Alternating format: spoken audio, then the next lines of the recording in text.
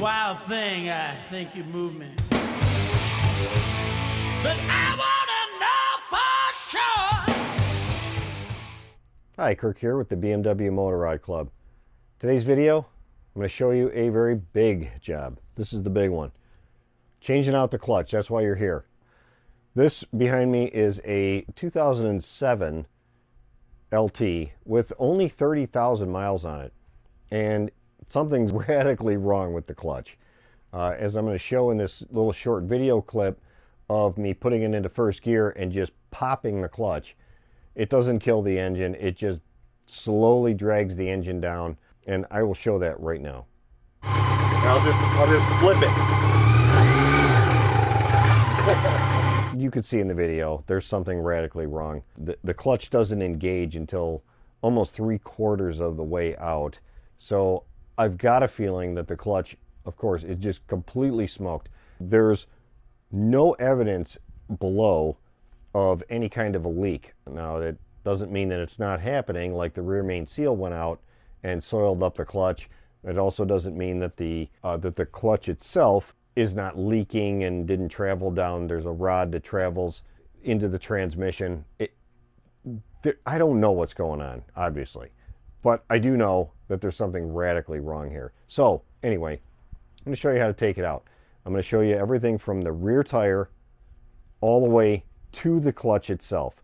And once I get to that point, if you want to see how you can put it back together again, there are other videos on this channel on how to do just that. So that being said, please go take a look at my Patreon page.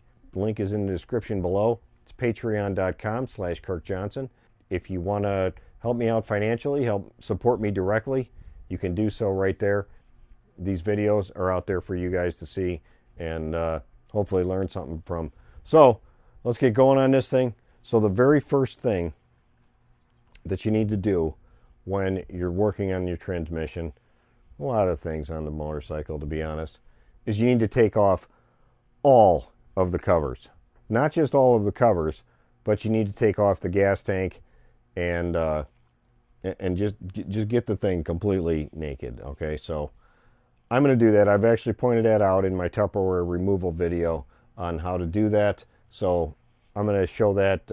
I'll pick this up right after that part when I get all the panels off. Okay, once you get all the covers off of the motorcycle and you get the gas tank off, the next thing you're going to do is remove the rear tire. Okay, for those of you who are paying attention, you need a 17mm socket, probably on a breaker bar, to get these off. You can also remove this mud flap too. It helps pull the tire out of there. I could drop it out, but I'll remove the mud flap. Since we're doing a clutch, it's going to take a little bit more. Since I'm down here though, I'm going to break these loose.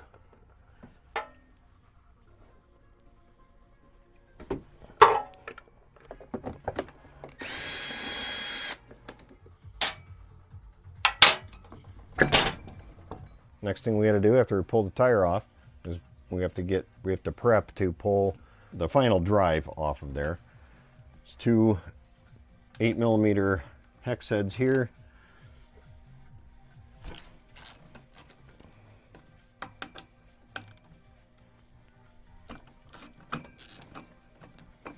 And you just need a small piece of wire or something so you can hang the thing up out of the way. Take the caliper off.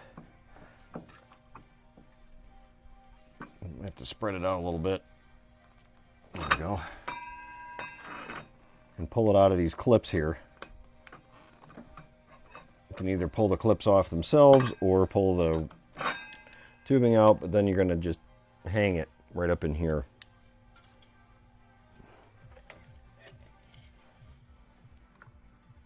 So next, as we move our way forward, we're going to remove the final drive. You do that by, you have to loosen up these. These are very difficult to loosen up, so you're going to need to have a long breaker bar and probably a cheater bar on there in order to get this off. This is a 12mm hex, and you just want to break them loose to start with. The other thing that you're going to need is a 30mm socket for the other side to break that loose.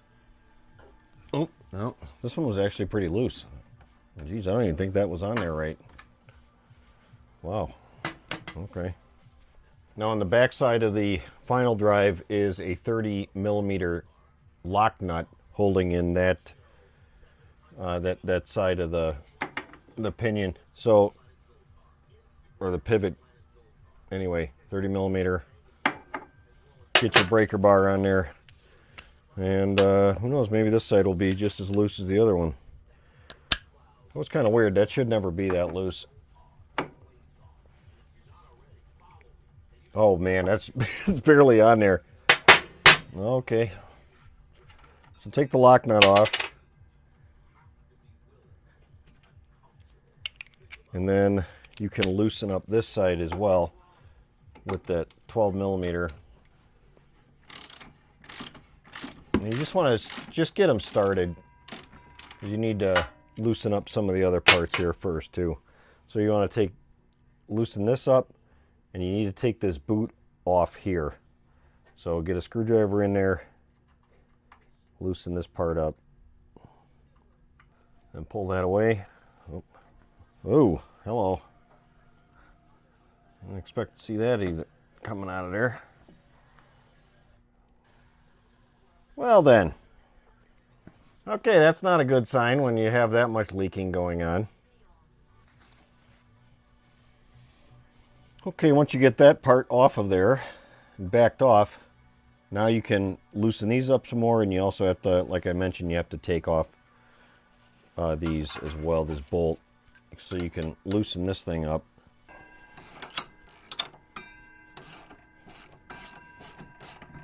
Take these other things out.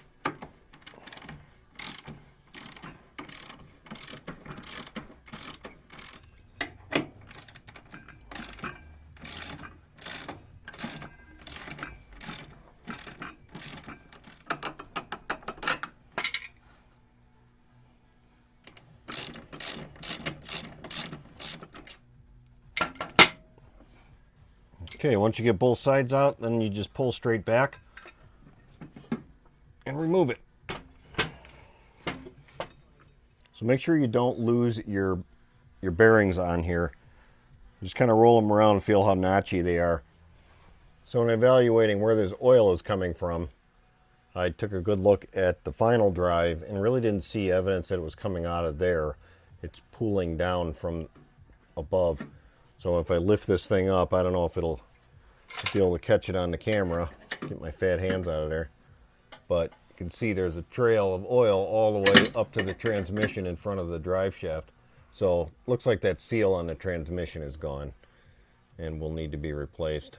Next, we're going to take off the exhaust. If we start with the shield, we got to take that off too. So unbolt the two 4 millimeter hex heads here.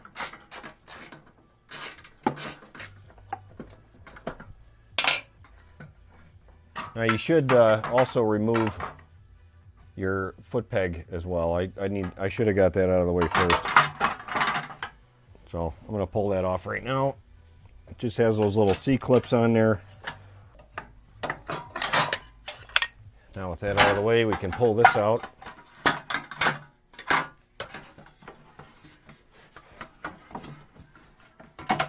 There it goes. Now we're going to be able to pull the exhaust off, and we have to go up here and pull all these nuts off of the exhaust itself, off of the manifold. And what we're going to use on here is a 12 millimeter socket. You can use a 12 point or a 6 point. Just depends on what kind of nut is on there. Right now these are just regular nuts, so 6 point. Sometimes the studs will come out with the nuts. Don't worry about that. They'll all go back in.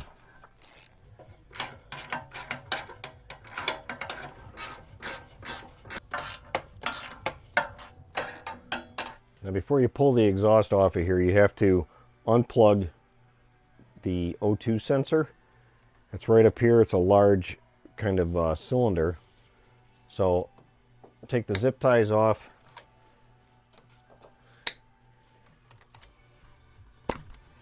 Okay. get the cable so that it's really loose so you can feed it out of there. There's also a clip right up by the transmission right here. It's right behind this hole. You just push on it and it will open up. Take some lubricant of some kind and shoot it.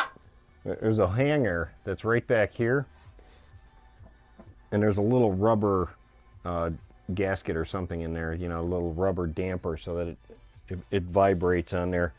It's a good idea to shoot some of this on there, otherwise it doesn't want to come out too easy.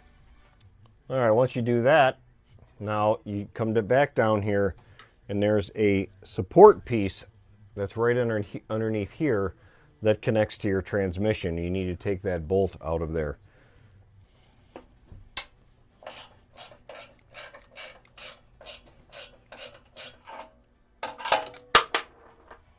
All right, once you pull that bolt out of there, you need to move the other piece as well. So there's the rest of the damper.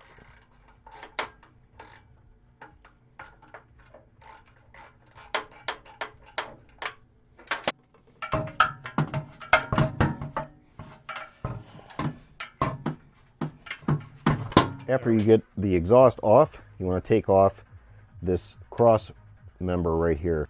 There's 3 bolts on this side, there's 3 on the other side, and you have to remove the linkage in order to get that off. So take your pick tool, pull the clip off, and it hooks from the back side on this one. Just make sure the linkage is loose. Then come over here and take off your crossover tube bolts.